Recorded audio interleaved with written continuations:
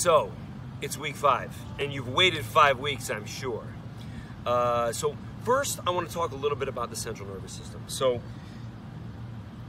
I want you to keep in mind, and this is with every exercise intervention and a lot of other things that we try and trigger the human body to do. Your central nervous system is really the control room for your whole body. But you can't speak to your central nervous system. You can't just say, hey, central nervous system, I'd like to lose 5 pounds.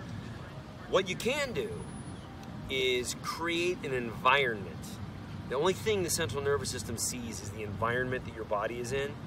You create an environment that is extreme for certain tissues, muscular tissue, tendons, ligaments, and those tissues then change. So what we're doing with variable resistance, which you heard in the introduction video, and we're going to apply 2 more principles moving forward from week 5 on, which are constant tension, meaning, and you saw this in some of the individual exercise videos, when you chest press, for example, when you're doing the chest press, you don't want to lock out.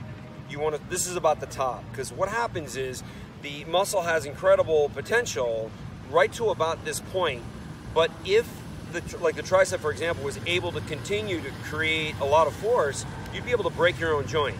So you want to stay just short of lockout, and this is applied through all the movements. It's just I'm sitting in a chair, so it's easier for me to talk about the chest press. And then at the bottom, you don't want to let slack happen in the band. So you want constant force on the muscle. And think about it from a central nervous system perspective. You don't want to turn the muscle on, then turn it off, then turn it on, then turn it off, because that's not a clear signal to the central nervous system. Constant tension shows the central nervous system that you absolutely need more muscular tissue here.